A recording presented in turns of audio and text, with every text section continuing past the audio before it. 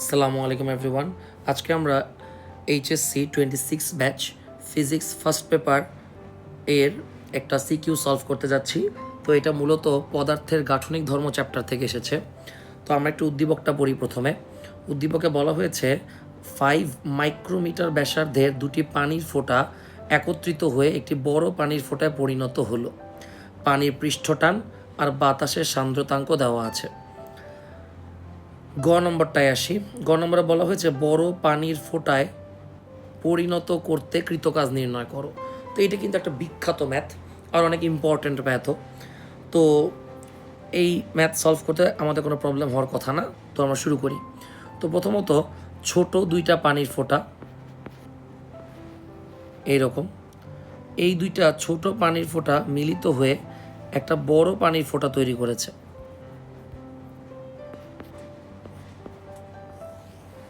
Okay fine. Question হচ্ছে এই যে দুইটা ছোট ফোঁটা মিলে যে একটা বড় পানির ফোঁটা হলো, এখানে আমার কতটুকু কাজ সম্পন্ন হয়েছে। তো আমরা জানি এই টাইপের ম্যাথের জন্য যদি কৃতকাজ বের করতে হয় তাহলে আমাদের সূত্র হচ্ছে ডেল্টা এ ইন্টু টি। টি মানে হচ্ছে পানির পৃষ্ঠটান আর ডেল্টা এ হচ্ছে ক্ষেত্রফলের পরিবর্তন। তো পৃষ্ঠটান প্রশ্নে দেওয়াই আছে, এটা নিয়ে কোনো সমস্যা নেই। আমরা ক্ষেত্রফলের পরিবর্তনটা বের করব। তাহলে প্রথমে আমরা ছোট দুটো ফোঁটা নিয়ে কাজ করি। তো ছোট ফোঁটা, তো আমরা গোলকের ক্ষেত্রফলের সূত্র জানি। গোলকের ক্ষেত্রফলের সূত্র হচ্ছে 4πr²। এখানে যেহেতু দুইটা ফোঁটা আছে তাহলে অবশ্যই আমরা 2 গুণ দিব, মানে একটা ফোঁটার ক্ষেত্রফল 4πr², দুইটা ফোঁটার কত ওই রকম। আচ্ছা, এখানে আমরা কিন্তু ক্যালকুলেটর চেপে মান বের করে ফেলতে পারবো, কারণ ছোট ফোঁটার ব্যাসার্ধ কিন্তু দেওয়া আছে। সেটা বলা আছে কত, 5 মাইক্রোমিটার। মাইক্রো মানে 10⁻⁻6। এখন আমি ক্যালকুলেটর চাপি, দেখি আমাদের কত আসে। 2 × 4π × r²। ক্যালকুলেটর চাপলে আমাদের মান আসতেছে 6.28 10⁻10 মিটার স্কোয়ার। এটা গেল ছোট দুইটা ফোঁটার ক্ষেত্রফল।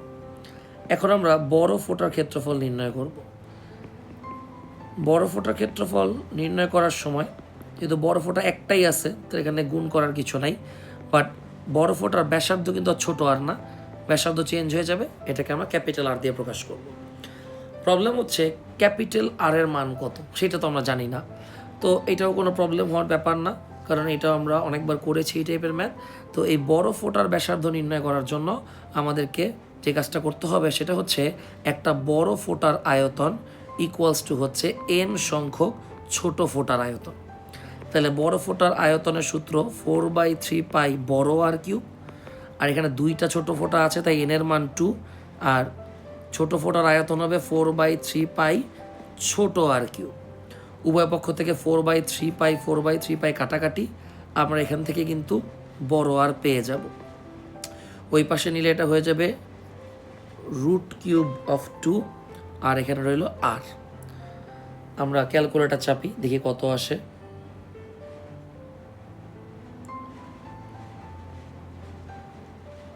5 × 10⁻⁻6। ক্যালকুলেটর চাপলে বড় ফোঁটার ব্যাসার্ধ আসতেছে 6.3 × 10⁻⁻6 মিটার। এবার আমরা এখানে মান বসায় দিই বড় ফোঁটার ব্যাসার্ধে, দেখি কত আসে। এখন আসতেছে 4.98 × 10⁻10 মিটার স্কোয়ার। অর্থাৎ আমার ছোট ফোঁটার দুইটার ক্ষেত্রফল বেশি পাচ্ছি, বড় ফোঁটার ক্ষেত্রফলটা কম পাচ্ছি। তাহলে আমরা A1 থেকে A2 মাইনাস করে দিলাম, সাথে পৃষ্ঠটান যেটা মান বলছে 0.074। ক্যালকুলেটর চাপলে আমাদের অ্যান্সার চলে আসবে 6.28 মাইনাস 4.98, তার সাথে আছে 10⁻10 আর পৃষ্ঠটান 0.074। ক্যালকুলেটর চাপলে আমার মান আসতেছে 9.62 × 10⁻12 জুল। তো আশা করি সবাই বুঝতে পেরেছেন। এবার আমরা ঘ নম্বর সলভ করার চেষ্টা করি, আর প্রবলেমটা ঘ নম্বরই হয়েছে। কি প্রবলেম হয়েছে একটু বলি। প্রবলেমটা হচ্ছে ঘ নাম্বার প্রশ্নের সমস্যা নাই, সমস্যা হচ্ছে উদ্দীপকে। উদ্দীপকটা একদমই আনক্লিয়ার, মানে উদ্দীপকের সাথে কোশ্চেনের যে কোনো সম্পর্ক হইতে পারে এইটা আসলে চিন্তার বাইরে। যেমন এখানে বলা হয়েছে মিলিত হওয়ার পর, মানে দুইটা ছোট ফোঁটা মিলে যে একটা বড় ফোঁটা হয়েছে, সেটা মিলিত হওয়ার পর পানির ফোঁটার ভরবেগের কি পরিবর্তন হবে। এখন কোশ্চেন হচ্ছে এখানে ভরবেগ আসলো কোত্থেকে? উদ্দীপকে তো কোনো বেগ রিলেটেড কথা বলেই নাই, নাকি এটা আবার নিউটনিয়ান বলবিদ্যায় চলে গেল যে দুইটা ছোট ফোঁটা ধাক্কা খায়া একটা বড় ফোঁটা হয়েছে। বাট সেই ক্ষেত্রে ওই ছোট দুইটা ফোঁটার আদিবেগ কোথায়? আর যদি নিউটনের ভরবেগের সূত্রের দিকে যাই তাহলে তো অ্যান্সার এক লাইনে শেষ করে দেওয়া উচিত যে ভরবেগ সংরক্ষিত থাকবে, ভরবেগে কোনো পরিবর্তন হবে না। এইবার আমি একটু এটাকে সলভ করার চেষ্টা করি উদ্দীপকটাকে একটু সঠিক করার মাধ্যমে। এখানে উদ্দীপকটা একটু সুন্দরভাবে বলতে পারতো। উদ্দীপকটা মূলত এইরকম যে এখানে দুইটা ছোট পানির ফোঁটা আছে যারা বাতাসের মধ্য দিয়ে ট্রাভেল করতেছে। এখন আপনার মাথায় আসতে পারে যে এই বাতাসের মধ্যে দিয়ে ট্রাভেল করতেছে, এটা আমার মাথায় কেন আসলো? তার রিজন হচ্ছে প্রশ্নে বাতাসের সান্দ্রতাঙ্ক দিয়ে দিছে। আবার এই চ্যাপ্টারে যদি বেগ নিয়ে প্রশ্ন করে তাহলে আমার মাথায় একটা বেগই আসে, সেটা হচ্ছে প্রান্তিক বেগ। তাই আমি আমার মতো করে একটু উদ্দীপকটা সাজাচ্ছি। দুইটা ছোট পানির ফোঁটা বাতাসের মধ্য দিয়ে কি করতেছে? ট্রাভেল করতেছে। ওকে, এই ট্রাভেল করতে করতেই এক সময় দুইটা পানির ফোঁটা মিলিত হয়ে একটা বড় ফোঁটায় পরিণত হয়েছে। তারপর এই বড় ফোঁটাটা বাতাসের মধ্যে দিয়ে ট্রাভেল করা শুরু করলো। আমাদের এখন এইটাই বের করতে হবে যে মিলিত হওয়ার পূর্বে ফোঁটা দুইটার ভরবেগ কত ছিল, আর মিলিত হওয়ার পর এই বড় ফোঁটাটির ভরবেগ কত। তারপর দুইটাকে বিয়োগ করে দিলে আমরা ভরবেগের পরিবর্তন পেয়ে যাব। তাহলে আমরা প্রথমে ছোট ফোঁটা নিয়ে কাজ করা স্টার্ট করে দিই। ছোট ফোঁটার ক্ষেত্রে তো প্রথমে আমরা ভরবেগ বের করব, তাহলে P1 দিয়ে প্রকাশ করলাম। এখানে দুইটা ছোট ফোঁটারই আমি সেম ভরের ধরে নিচ্ছি। ওকে, আর দুইটারই যেই বেগে ট্রাভেল করতেছে বাতাসের মধ্য দিয়ে, অর্থাৎ প্রান্তিক বেগের মানও আমি সেম কনসিডার করতেছি। তাহলে প্রথম ফোঁটার ভরবেগ যদি হয় mv, দ্বিতীয় ফোঁটার ভরবেগও হবে mv, তাহলে ওদের মিলিত ভরবেগ হবে 2mv। এবার আমরা এই ভিটা বের করার চেষ্টা করি। প্রান্তিক বেগ বের করার সূত্র আমরা জানি 2r² into ρ1 minus ρ2 into g divided by 9η। দেখি সব মান আমার কাছে আছে কিনা। প্রথম হচ্ছে ব্যাসার্ধ, হ্যাঁ ছোট ফোঁটার ব্যাসার্ধ দেওয়া আছে 5 × 10⁻⁶।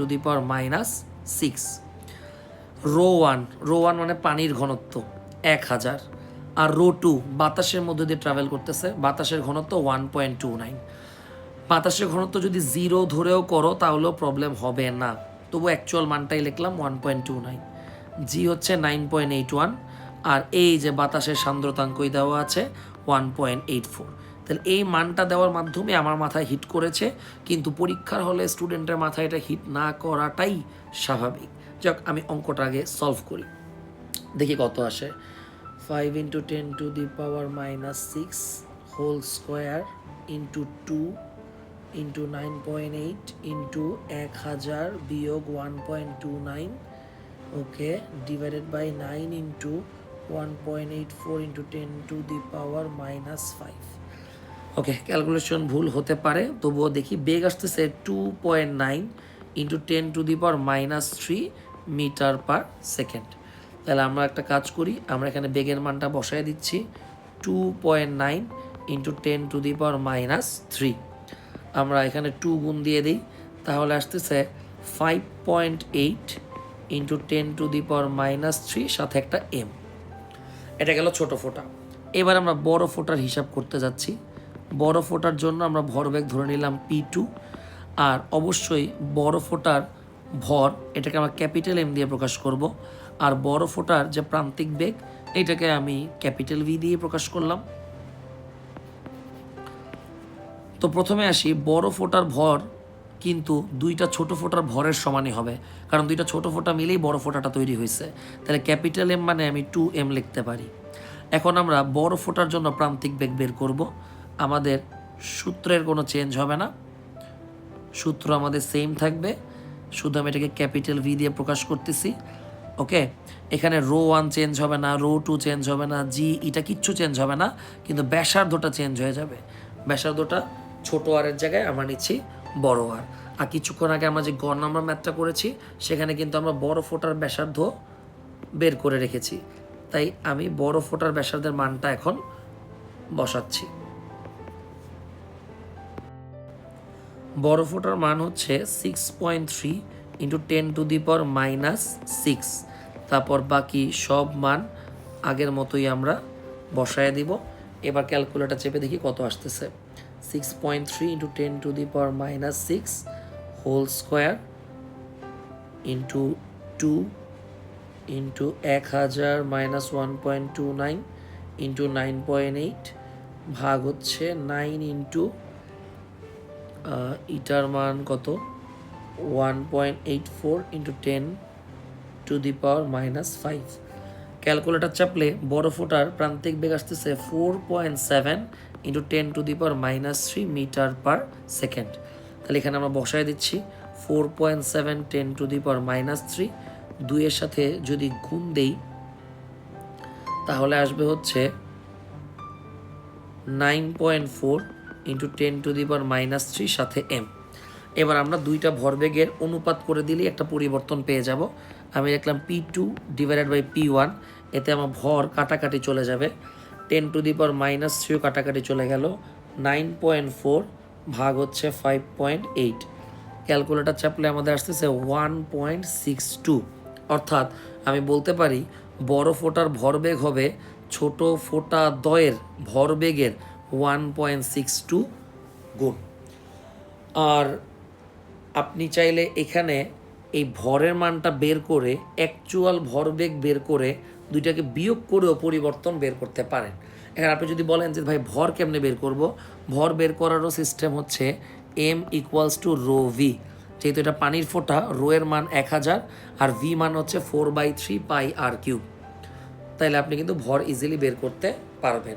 যাই হোক, আমি বিয়োগ না করে আমি এটাকে অনুপাত করে তুলনা করেছি, কারণ এমনিতেই এটা একটা ইরেলেভেন্ট উদ্দীপকে একটা ইরেলেভেন্ট কোশ্চেন। বাট আশা করি সবাই সলভটা বুঝতে পেরেছেন। ধন্যবাদ।